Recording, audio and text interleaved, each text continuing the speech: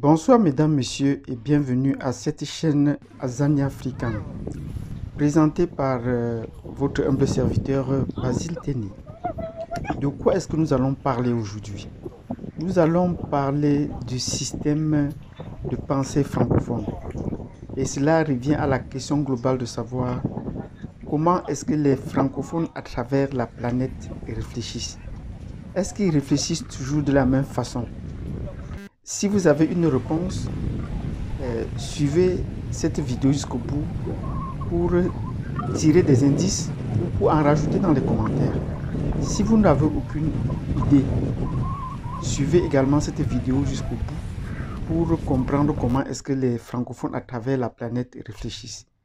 Et si vous ne savez rien, et si vous croyez qu'ils réfléchissent de la même façon, suivez également jusqu'au bout pour comprendre les différentes façons dont ils réfléchissent, comment ils réfléchissent. Et si vous êtes très intéressé, n'oubliez pas de partager, de cliquer sur la cloche de notification et surtout de vous abonner au départ, de vous abonner.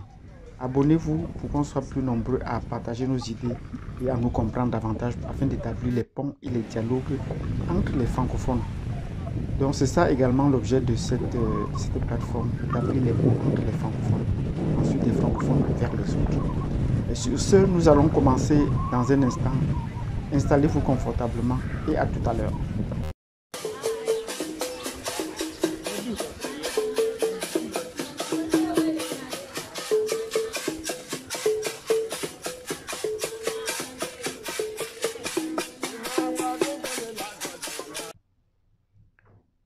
Comme je le disais tantôt, bienvenue à cette chaîne Azania African.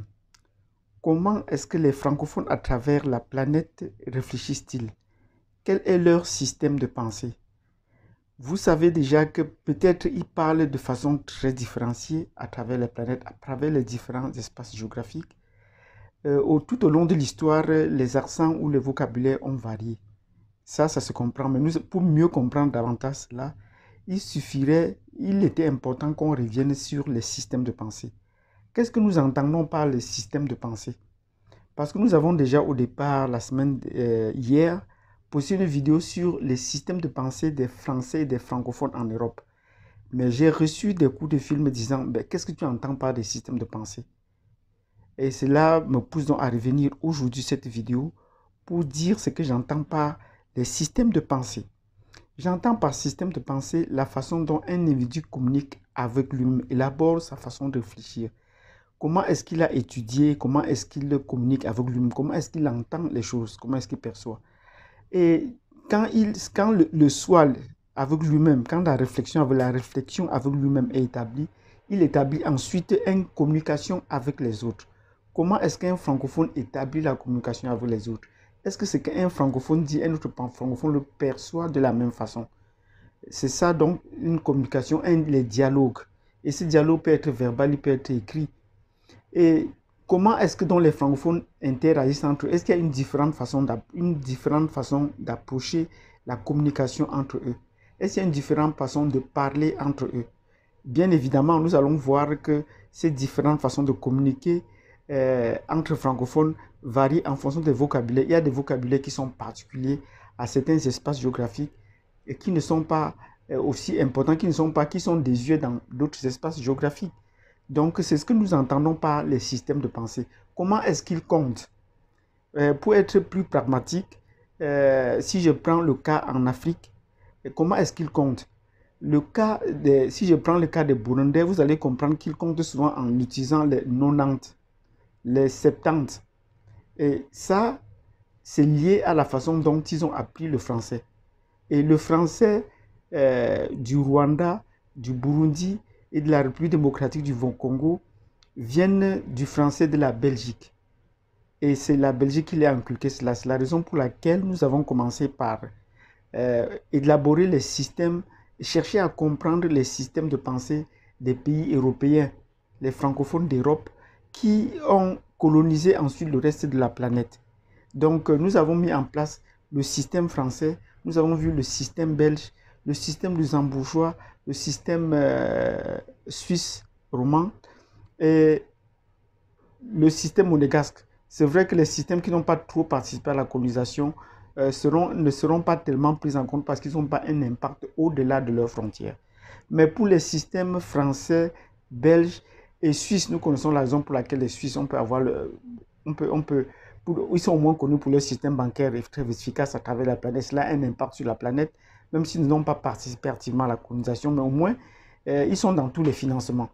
Donc, voilà ce qui est important de comprendre. Donc, je me résume en disant que j'entends par le système de pensée la façon dont un individu réfléchit par rapport à lui-même, la façon dont il interagit avec lui-même et de lui-même avec les autres. Comment est-ce qu'il communique avec les autres? Comment est-ce qu'il établit un dialogue avec les autres?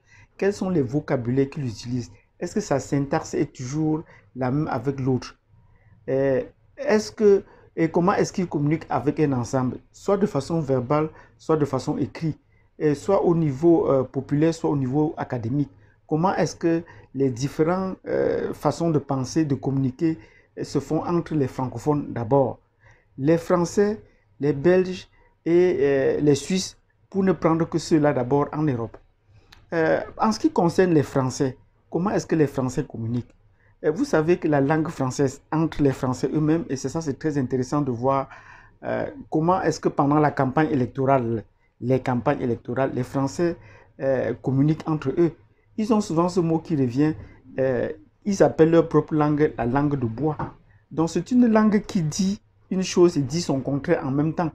Et on pourrait comprendre ça comme le mensonge. Donc, d'avoir la façon de communiquer des Français entre eux. Ils connaissent comme eux-mêmes, ils ont la langue de bois. Ça, c'est une langue, ça, c'est une façon de communiquer entre eux que les autres francophones ne maîtrisent pas tellement. Ils savent comment, de quoi est-ce qu'il est question, mais qu'ils n'utilisent pas moins. Les francophones d'Afrique vont considérer, pour comprendre effectivement ce qu'on appelle la langue de bois, le plus simple, c'est de dire que c'est le fait de mentir. Il ne faut pas chercher de midi à 14, c'est le fait de mentir. Dire une chose et son contraire en même temps. Voilà ce qu'on entend par la langue de bois. Et vous trouvez cela bien présent dans la langue, dans les campagnes politiques. On dit une chose et on dit son contraire en même temps, dans la même formulation au même moment. Ça, c'est ce qu'on appelle la langue de bois. Et cette dialectique-là, cette rhétorique, on la connaît très bien, qui est propre aux Français. C'est pour ça que leur langue hors de la France est considérée comme la langue de la politique. Parce que c'est toujours après avoir exécuté ce qu'ils n'ont pas dit que vous comprenez la raison pour laquelle est-ce qu'ils disaient cela auparavant. Et c'est un homme politique français disait bien, euh, la, la, la vérité n'engage que ceux qui croient. Voilà par exemple des formulations qui sont propres au système français. Ça veut dire la langue de faux ou des tournures de langage qui leur sont propres. Mais quand on passe à la phase d'opérationnalisation, on se rend compte que ce n'est pas tout ce qu'ils avaient dit. Donc, le système de pensée français est un système qui est très apte à la rhétorique, qui est très apte, qui est une langue de bois, qui est très apte à dire une chose et son contraire. Or, ce n'est pas le cas avec les autres francophones. Nous allons nous arrêter là pour le cas de la France. Ce n'est pas le cas avec les autres francophones, par exemple les Belges. Nous disons donc tantôt que les Belges ont une façon de communiquer d'abord dans leur langage. Quand ils comptent, ils utilisent les 70, les 90 et on vous dira que c'est un vieux français qu'ils ont hérité. Euh, et ensuite, leur façon de penser est plus proche les Français de Belgique. Ils sont plus influencés par le système flamand. Surtout que beaucoup d'entre eux peuvent bien parler le flamand. Et le flamand est une langue qui est plus proche du néerlandais.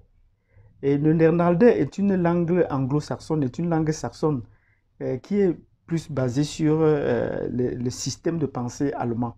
Donc on va dire de façon directe que les, France,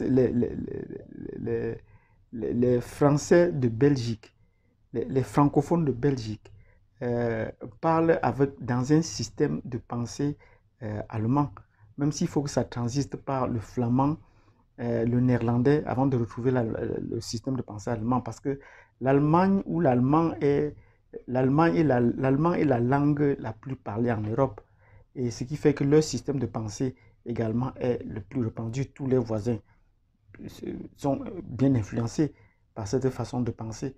Et cette langue également influence tous les autres pays voisins de l'Allemagne.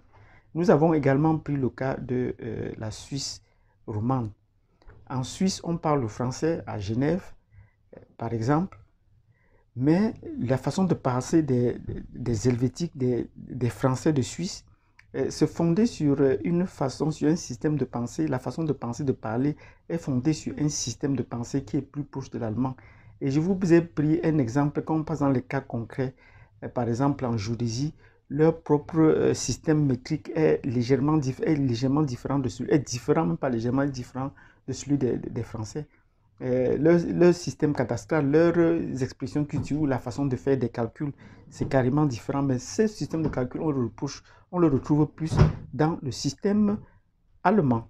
Donc, voilà les exemples qu'on peut prendre pour illustrer la façon dont les systèmes de pensée des francophones. Donc, nous avons pris dans la 3K le système de pensée des Français de France, le système de pensée des francophones de Belgique, les Wallons, et le système de pensée des Suisses romands, des Helvétiques, des Suisses de Genève, qui sont les 3 cas les plus répandus qu'on peut comprendre. Ce n'est pas seulement ces 3 pays qui parlent le français en Europe. On a des cas comme Monaco qui parle le français, on a des cas comme Luxembourg qui parle le français, mais leur façon de penser n'a pas excellé leurs frontières, même s'ils se rattachent plus aussi, même si le cas du Luxembourg, des Luxembourgeois se rattache plus au cas allemand, mais voilà les cas pareils. Dans les autres pays, le français est peut-être une langue minoritaire, par exemple comme en Roumanie, par exemple dans les autres pays de l'Europe de l'Est, le français, ou peut-être même en Russie, le français est une langue seconde, donc ce n'est pas la langue première, donc on va dire qu'il y a aussi des francophones là-bas, mais ils sont des minorités. Nous avons pris là les 3 exemples de cas où en Europe le français est assis sur une façon de penser, une façon de s'exprimer, où quelqu'un de tradition en tradition peut reconnaître que oui, ma famille a été francophone depuis des générations. Sur ce, je vous remercie. Je pense que vous avez bien compris ce qu'on entend par système de pensée. C'est en comprenant maintenant le système de pensée des francophones qu'on va l'appliquer aux cas européens. Et je vais revenir sur notre vidéo sur le système de pensée des cas européens. Et pour qu'on puisse comprendre comment cela, ils ont exporté ces systèmes de pensée à travers la planète, notamment en Amérique du Nord, en Afrique, en Asie et dans l'océan Indien. Sur ce, je vous remercie d'avoir suivi cette vidéo jusqu'au bout. Et je vous prie de me poser des questions si vous voulez en savoir plus. Cela nous permettra de mieux étouffer les prochaines éditions. Merci de m'avoir écouté. N'hésitez pas de vous abonner, de partager cette vidéo, de la partager massivement et puis surtout de nous faire des suggestions sur la qualité et la position pour nous encourager. Merci et je vous dis à très bientôt.